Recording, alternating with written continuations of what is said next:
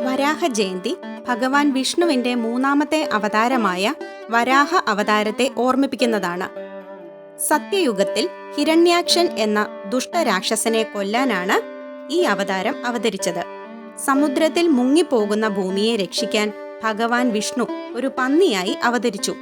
മനുഷ്യരാശിയുടെ സംരക്ഷകനും രക്ഷകനുമായി അദ്ദേഹം വഹിച്ച പങ്കിനെ ഈ പ്രവൃത്തി പ്രതീകപ്പെടുത്തുന്നു.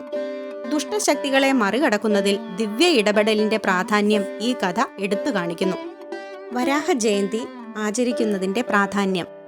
വരാഹ ജയന്തി ആചരിക്കുന്നത് ഭക്തർക്ക് നല്ല ആരോഗ്യം, സന്തോഷം, ഭാഗ്യം എന്നിവ നൽകുന്നു. ഇത് അവരെ മുൻകാല പാപങ്ങളിൽ നിന്ന് മോചിപ്പിക്കുകയും മോക്ഷം നേടാൻ സഹായിക്കുകയും ചെയ്യുന്നു. ഈ ഉത്സവം പ്രേത തടസ്സങ്ങളെ നശിപ്പിക്കുകയും ഭക്തരുടെ ആഗ്രഹങ്ങൾ സാധിച്ചു കൊടുക്കുകയും ചെയ്യുന്നു. ഈ ദിവസം ശത്രുക്കളെ കീഴടക്കുകയും ആരുടെയെങ്കിലും തന്ത്രമന്ത്രത്തിന്റെ ഫലങ്ങൾ അപ്രത്യക്ഷമാകുകയും ചെയ്യുന്നു. ഈ ഉത്സവം ആചരിക്കുന്നത് ദൈവിക അനുഗ്രഹവും സംരക്ഷണവും നൽകുമെന്ന് ഭക്തർ വിശ്വസിക്കുന്നു. ഭൂമി സംബന്ധമായ എന്ത് പ്രശ്നങ്ങൾ നേരിടുന്നവർക്കും, അതായത് സ്ഥലം വാങ്ങിക്കാനോ വീട് വാങ്ങിക്കാനോ, കേസിൽ കിടക്കുന്ന ഭൂമിയോ ഭൂമി വിൽക്കുന്നതിനോ, അങ്ങനെ ഭൂമി സംബന്ധമായ എല്ലാ ഇടപാടുകളും ശുഭകരമാകാൻ വരാഹമൂർത്തിയുടെ അനുഗ്രഹം ഒന്നു മാത്രം മതി. വരാഹമൂർത്തി ഗായത്രി മന്ത്രം. ഭൂവരാഹായ വിദ്മഹേ ഹിരണ്യഗർഭായ ധീമഹി തന്നോ ക്രോഡ പ്രചോദയാത്.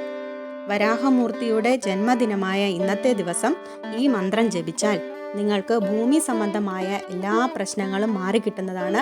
തർക്കത്തിൽ കിടക്കുന്ന ഭൂമി വിധി അനുകൂലമാകാനും, അതുപോലെ തന്നെ ഭൂമി വാങ്ങാനും ഭൂമി വിൽക്കാനും പുതിയ വീട് വയ്ക്കാനും എല്ലാത്തിനുമുള്ള ഒരു യോഗം വരാഹമൂർത്തി നിങ്ങൾക്ക് തരുന്നതായിരിക്കും.